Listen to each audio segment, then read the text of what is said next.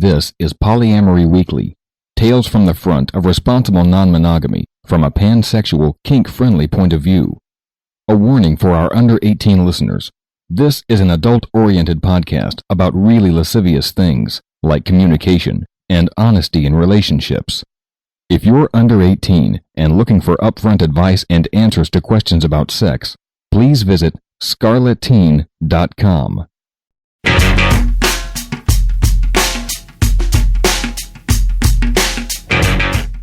This is Polyamory Weekly, episode 495 for December 1st, 2016. Coming up on today's show, the Poly Glossary. That's coming up on today's show.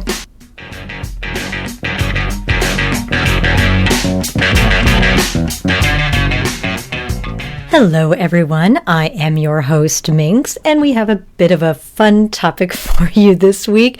Going into the holidays, little crazy time of year, but I thought it would be fun to do an episode covering some basic poly terms, and a couple of terms that you may not have heard of, because I hadn't heard of them, so it should be kind of fun.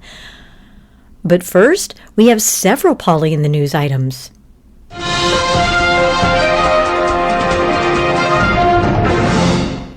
Our first Poly in the News article is that Stranger in a Strange Land by Robert Heinlein, which is a novel that was many a young boy and several young girls' introduction to polyamory. And it is being developed as a TV series at Sci-Fi. That's right.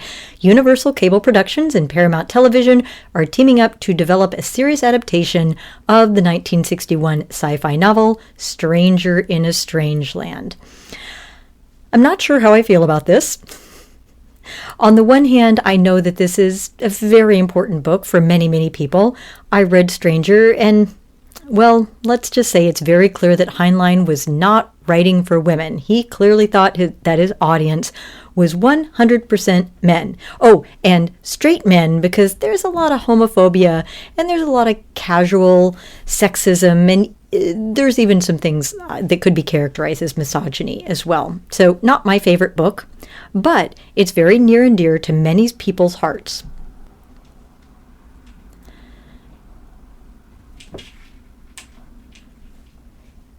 And Alan of the Poly in the News blog also links to a 2010 article that he wrote on polyamory, Robert Heinlein, and his definitive new biography, where you can find out a little more detail about the history of this book and Heinlein if you are so interested.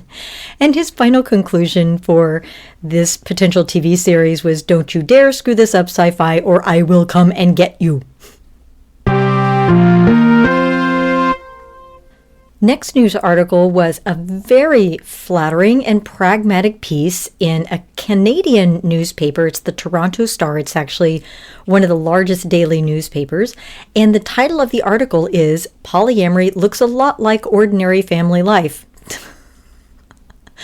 I am absolutely thrilled that we are getting headlines like this. That is basically saying, look, polyamory is normal. Polyamory is boring. You know, I gave a keynote at the Poly Living Conference a couple of years ago, and my keynote was that basically, while we're now in a place where more people have heard of the term polyamory, and we're getting less sensational articles written about it, my goal would be for polyamory to be boring. Mainstream. So boring and such a mundane thing that it's no big deal, that there is no coming out because everybody knows about it, everybody accepts it, it's not a big deal. You can be poly, you can be mono, you could be a swinger, whatever you want, it's all fine. That is my vision for the poly future.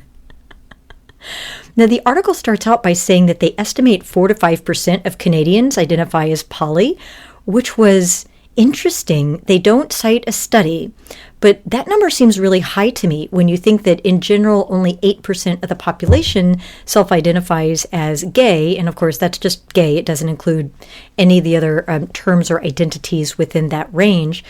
4 to 5% seems like a lot, but I don't know. I actually think that's probably the case. And basically it's an essay and an interview with this poly family talking about why they're poly and how other people perceive poly and what poly is actually like. And I love this. Here's a quote from the article. For the estimated 4 to 5% of the Canadian population that self-identify as polyamorous, according to a study published in the journal Analyses of Social Issues and Public Policy in 2012, when given the opportunity to live as they please, polyamory looks a lot more like ordinary family life than one big free-loving party. So it's a really good article. They talk about how they deal with kids. It's a normalizing article, which makes me very happy.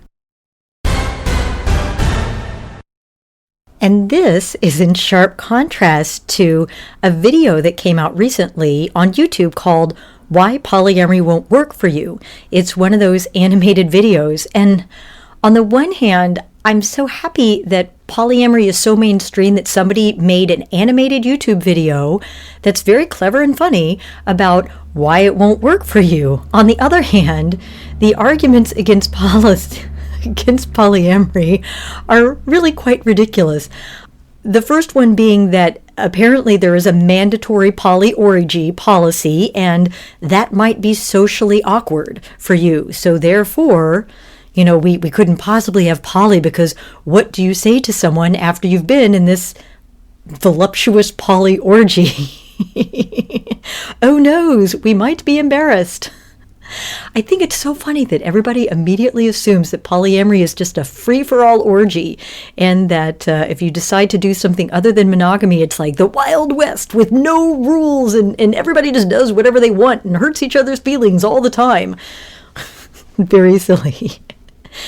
And they mention jealousy as an insurmountable obstacle and actually have a section of the video where they say, well, let's face it, nobody really wants to share anyway. And I'm like, oh, I really hope you don't have more than one kid.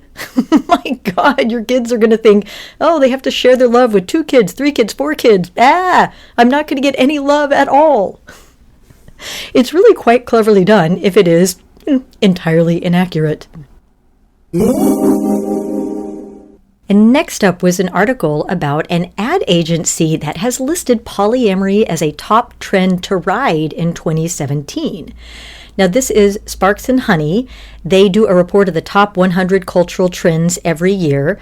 And in their list of trends, which the press release claims to be 81% accurate historically, they list polyamory, saying monogamous coupledom is being challenged by alternative lifestyles, and polyamory is beginning to establish itself into mainstream culture. Now, they also list things like death positivity, the museumification of everything. But I don't know, it's kind of neat, whether it's accurate or not, it's kind of neat to make an ad agency's cultural trends report because that means that marketers and other agencies are going to be paying attention to that and considering that when considering their audience. Look, we're part of a mainstream audience. This is very exciting. I'll also point out that in this particular post, in the Polly in the News blog, Alan did start out with a few paragraphs talking about taking a deep breath after this crazy U.S. election. And what he advises is to make the choice to firm up. Don't let them get you on the run, he says. If worst comes to worst, there's going to be a huge, well-mobilized solidarity, which you need to help provide to others, which means taking care of yourself now. So he advises self-care. He advises getting allies together so you have a good support network and you have friends around if something horrible happens to you, based on all the sexism and racism and terrible things that we are doing when we set up this plutocracy. And he reminds us that life rewards people who move in the direction of greatest courage. Move away from fear, he says, to resolve. And I think that's excellent advice. And speaking of what's going to happen in the U.S. after this election, Scarlet Teen has provided a wonderful manual on how to survive as someone who is not of the mainstream in the new America that we are seeing. And I will provide a link to this in the show notes at polyweekly.com. And it is a very well-written, well-thought-out guide. And they start out by explaining why they make the guide and how to use it. And it really is to help you make a to-do list on how to take care of yourself, how to take care of others, and how to make sure that you're taken care of in these very difficult times. And they include sections on healthcare, relationships and sex. If you're suffering online harassment, it's very likely that a lot of the policies about that are going to be reversed now. So how do you take care of yourself? How do you take care of your friends? If you're in an abusive or controlling relationship, or you're homeless, transient, or in the foster system, if you're trans or LGBTQ, if you're a person of color, if you have experienced religious intolerance, or if you're undocumented, if you're disabled, if you're engaging in an active protest, what to do when everything seems terrible or nowhere feels safe to you. And I think this is great advice to take practical, pragmatic action on how to take care of yourself and how to take care of your friends, because basically a lot of our civil liberties are now under fire, and this is a time to make sure that you are taking care of yourself and that you're helping to take care of others.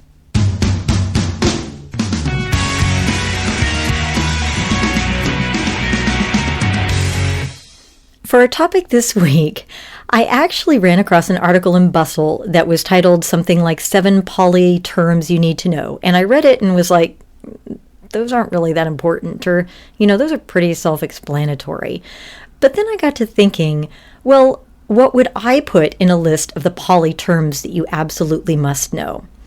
So I went to my favorite resource, morethan2.com, because I knew they had a poly glossary, and I took a look at it for the first time in a long time, and I found so many cool terms that I had never heard of. So I'm going to start by sharing, if I had to pick like the 10 or 12 most important poly terms, what I think you should know are. I'll give you those. But I also wanted to share some of the fun ones that I hadn't heard of, because it really is very interesting. So the list is alphabetical. And the first poly term that I thought was really important for people to know was don't ask, don't tell. And now you probably know what this means, because we talked about this a lot with respect to the military, of previous military policy, which hopefully will not be reinstated. With respect to poly, this is a relationship structure in which a person who is partnered is permitted to have additional sexual or romantic relationships, but it's with the condition that that person's partner doesn't know or hear anything about those relationships and doesn't meet any of those other people. So that's don't ask, don't tell. I personally find that don't ask, don't tell basically says, communication's not that important. And I don't know if you've ever had a relationship where you weren't allowed to talk about something, but I've never found that to be a healthy or respectful way to increase intimacy. I'll put it that way. Another phrase you might hear, which you might not have heard if you are monogamous, is fluid bonding. So this refers to practices that involve the exchange of bodily fluids, usually referring to something like barrier-free intercourse, right? So this would mean, fluid bonding typically refers to not using gloves or dental dams or condoms for penetrative type intercourse. Next is one of my favorite words, frubble, which I prefer to compersion. They both mean the same thing, and it generally refers to a pleasant emotion of happiness, I'm reading from More Than Two, arising from seeing one's partner with another partner. Now, it's mostly a British usage. Americans tend to prefer the word compersion, but I think frubble is just adorable, and I like that it's onomatopoeic. It sounds like what it is. I really like that. Next up is something that if you read about poly a lot, you will come across this term, the HBB, the hot bi babe. And it does tend to be it's a derogatory term used to refer to a bisexual person, usually female, although not always, who is willing to join an existing couple with the presumption that this person will date and become sexually involved with both members of that couple and not demand anything or do anything that might cause problems or inconvenience to that couple. In the commentary on More Than Two, they say this term is often used to be dismissive of a couple seen only to be superficially polyamorous, as, oh, they're just looking for a hot bi babe. Sometimes it's also referred to as a unicorn, by the way. Next up is LDR. You probably heard this in monogamous relationship twos. It refers to a long-distance relationship. That's where the people involved don't live together and separated by a great distance. You can live in different cities, different states, or even different countries or different continents. Next up is metamor, a word which I use a lot. And this refers to the partner of one's partner with whom one does not share a direct sexual or loving relationship. So for example, Lusty Guy's wife Elle is my metamor. We don't have a sexual or romantic relationship, but we're more like sisters, right? So I wouldn't call that a romantic relationship, but we definitely have a good friendship going. Another phrase that I talk about a lot is NRE, New Relationship Energy. And if you've ever been in love, you know exactly what this is. It's that strong, giddy feeling of excitement and infatuation, which you typically experience at the beginning of a new relationship. That's when the birds seem to be singing just for you, the sky is a brighter shade of blue, and all the songs on the radio are about you and your brand new relationship.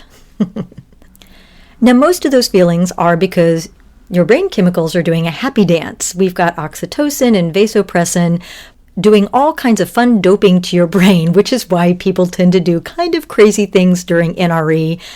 And which is why we recommend not packing anything larger than a suitcase while you are experiencing NRE.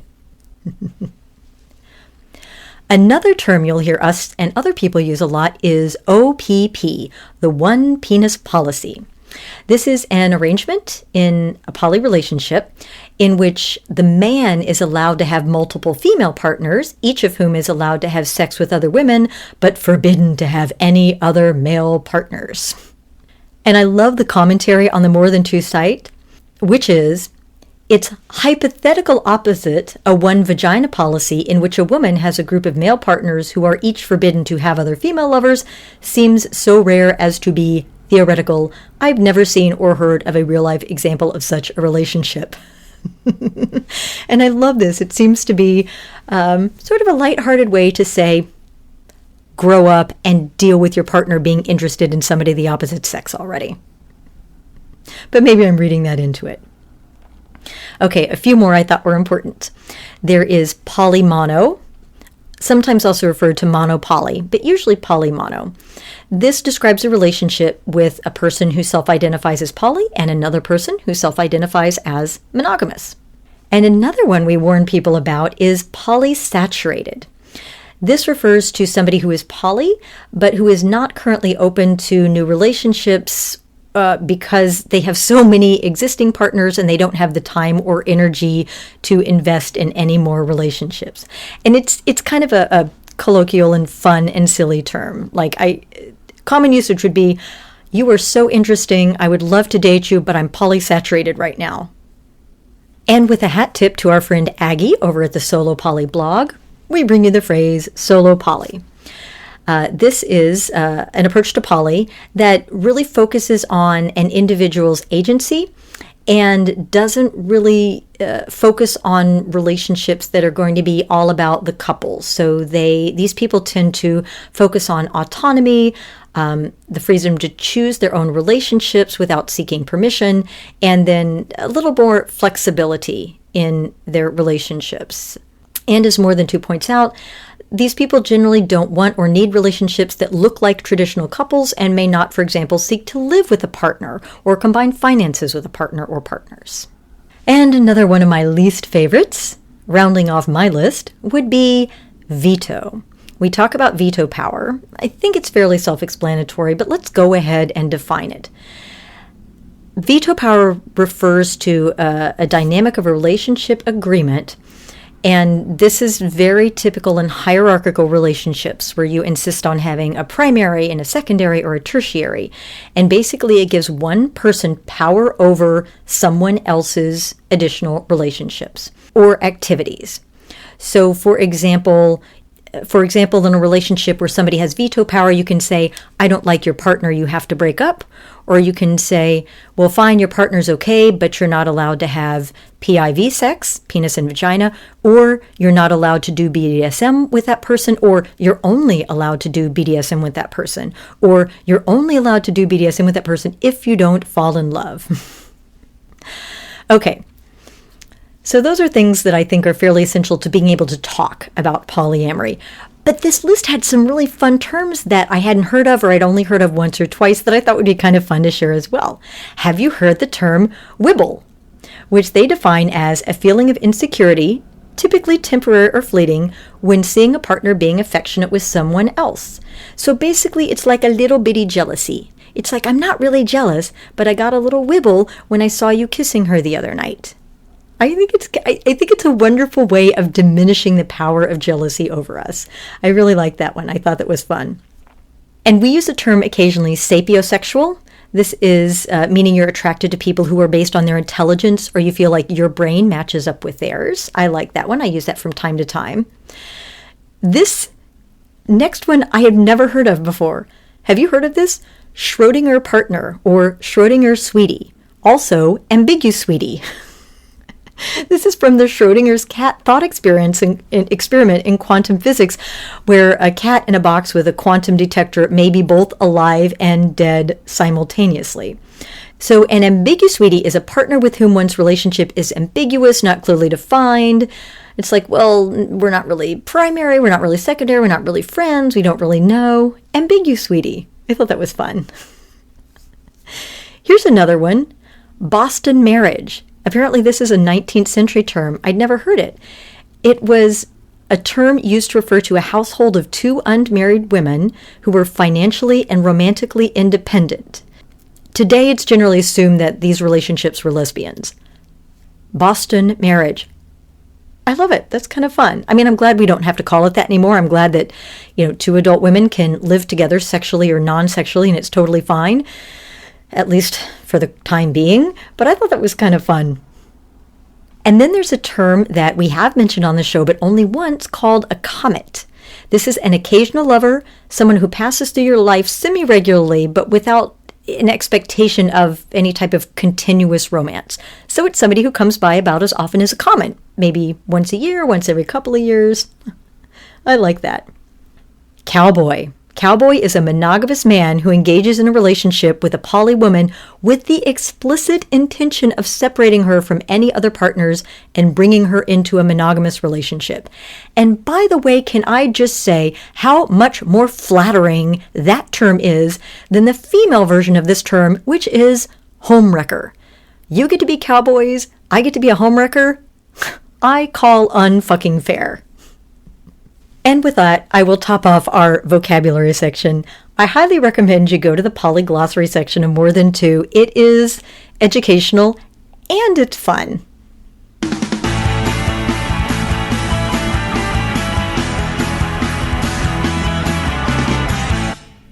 Our feedback this week is from A, who said, I've got a question for which you and your listeners might be able to help.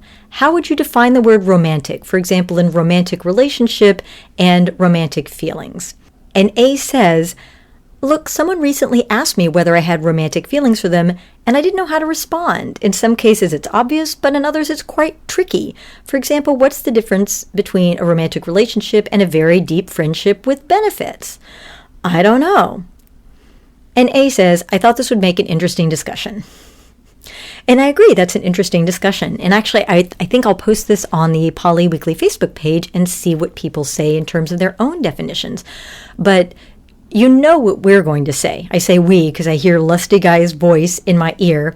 Actually, Lusty Guy we weren't able to record the show together, but he did put his response to the question into the show notes, which I will read to you. He said, deconstruct the question. If you want to know what meaning people like you put into the terms, you have to ask them. There isn't any common meaning, and if accuracy is the goal, the only option is to ask the person speaking what they mean by it at that time, and then limit that meaning only to them at that time.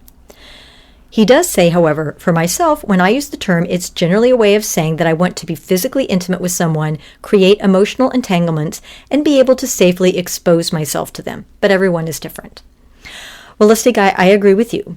To me, if somebody asks me if I have romantic feelings, that's basically asking me, are we going to have a sexual and loving, intimate relationship? Basically, do I have a chance of having this thing that people typically refer to as an intimate romantic relationship? I agree. But I also agree with Lusty Guy's advice that it doesn't really matter what it means to other people. It matters what it means to the person who asked you. So if someone says, do you have romantic feelings for me? You have to find out what that person means by romantic feelings. Do they mean get married and live together? Do they mean have a hot and torrid affair? Do they mean slowly develop an intimate physical and emotional relationship over time that may or may not involve either of those other things? Or, hey, I'm a big fan of throwing the question back at them going, why do you ask? Do you have romantic feelings for me? And what does that mean to you? But I'll post that on the Facebook page and see what people say. I think that would be a fun discussion. That being said, that wraps it up for today's show. Remember, all of the links we mentioned are in the show notes at polyweekly.com. And we do keep Poly Weekly as a free resource. We've helped hundreds of thousands of people navigate their intro to Poly. And anything that you can give will help us make this better. Yeah, that could be money. There's a tip jar at polyweekly.com, or you can subscribe and become a Poly Weekly Playmate. Or you can give your question and your experience and your information by calling 802-505-POLY, ask a question, or share an experience or a happy Poly moment. Or you can share the love. You can share our Facebook page, facebook.com/polyweekly with your friends, or our Twitter, twitter.com/polyweekly, or you can just tell a friend that Poly Weekly is awesome, or write a review for us on iTunes. The more positive reviews we get, the easier it is to find us when somebody does a search for polyamory on iTunes. And as always, I want to thank everyone for listening and remaining faithful listeners over so many years. And welcome to our brand new listeners who just discovered us. You have 10 years worth of archives to go through, so, hope you got a lot of free time. But thanks to everyone for listening, and remember, it's not all about the sex.